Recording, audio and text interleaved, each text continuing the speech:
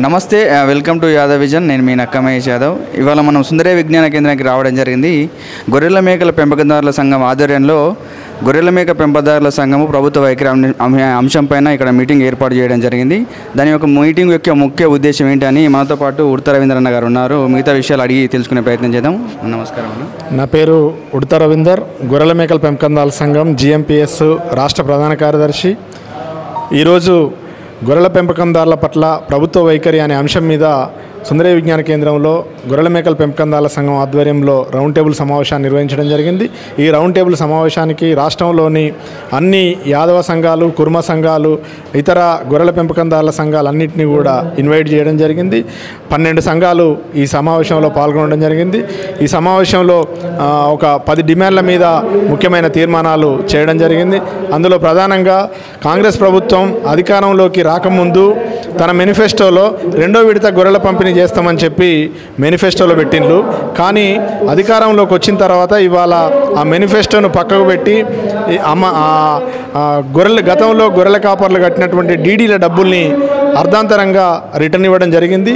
కాబట్టి 2వ విడత గొర్రెల పంపిణీ తమ మేనిఫెస్టోలో హామీ ఇచ్చిన ప్రకారం వెంటనే అమలు చేయాలని, అదేవిధంగా రాష్ట్ర వ్యాప్తంగా వివిధ ప్రమాదాలలో ప్రతిరోజు వందలాది గొర్రెలు చనిపోతూ ఉన్నాయి. చనిపోయే గొర్రెలకి ఇన్సూరెన్స్ పథకాన్ని ప్రభుత్వమే ప్రవేశపెట్టాలని, అట్లాగే వివిధ ప్రమాదాలలో గొర్రెల కాపర్లు చనిపోతూ ఉన్నారు, వాళ్ళకి 10 లక్షల రూపాయల ఎక్స్గ్రేషియా వర్తింపజేయాలని చెప్పి కోరుతా ఉన్నాం. 50 సంవత్సరాలు దాటిన గొర్రెల కాపర్లకి మోకాల నొప్పులు వచ్చి చాలా ఇబ్బందులు పడుతూ ఉన్నారు. వాళ్ళకి మిగతా వృత్తిదారులకు ఇస్తున్నట్టుగా గొర్రెల కాపర్లకు కూడా 50 సంవత్సరాలు దాటినాక నెలకు 5,000 రూపాయల పెన్షన్ ఇవ్వాలని చెప్పి కోరుతా ఉన్నాం. అట్లాగే ఇవాళ దక్కన్ జాతి గొర్రెల క్షేత్రమైనటువంటి మహబూబ్ నగర్లో ఉన్నటువంటి గొర్రెల పరిశోధన కేంద్రాన్ని క్రమంగా ప్రభుత్వం ఎత్తివేస్తుంది. గతంలో 360 ఎకరాలున్న భూమిని ఇవాళ 22 ఎకరాలకు తీసుకొచ్చిండ్రు. వివిధ ప్రభుత్వ అవసరాలకు తీసుకుంటా వాళ్ళు. ఇది సరైంది కాదు. తెలంగాణ అంటేనే గొర్రె, నల్లగొంగడి, నల్లగొర్రె అనేది ఒక చిహ్నంగా ఉంటుంది. అట్లాంటి గొర్రెల పరిశోధన కేంద్రాన్ని ఎత్తివేయడం సరైనది కాదు. కేంద్ర ప్రభుత్వం, రాష్ట్ర ప్రభుత్వం దీని మీద పునరాలోచించాలి. కనీసం 200 ఎకరాలతోటి దాన్ని అభివృద్ధి చేయాలని చెప్పి కోరుతా ఉన్నాం.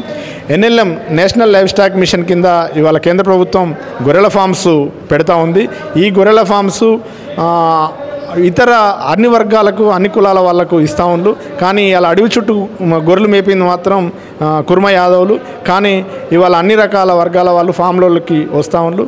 మేము అందరినీ వద్దనలేము, కానీ 50% కనీసం గొల్ల కుర్మ యువతకి దాంట్లో రిజర్వేషన్ ప్రత్యేకంగా కల్పించాలని చెప్పి కోరుతా ఉన్నాం. అదేవిధంగా రాష్ట్ర వ్యాప్తంగా ఇవాళ దొడ్డి కుమరయ్య తెలంగాణ సాయుధ పోరాటంలో తొలి అమరుడు. అట్లాంటి వీరుణ్ణి ఇవాళ ప్రభుత్వం గుర్తించాల్సిన అవసరం ఉంది. ట్యాంకు బండి మీద దొడ్డి కుమరయ్య విగ్రహాన్ని కూడా నెలకొల్పాలని ఈ 10 రకాల డిమాండ్లతోటి ఇవాళ తీర్మానాలు చేయడం జరిగింది. ఈ డిమాండ్ల అమలుకు ప్రభుత్వం కృషి చేయాలని చెప్పి రాష్ట్ర ప్రభుత్వం కానీ కేంద్ర ప్రభుత్వం కానీ ప్రయత్నం చేయాలి. లేకుంటే రానున్న రోజులలో ఉద్యమం చేయాలని చెప్పి తీర్మానం చేయడం జరిగింది.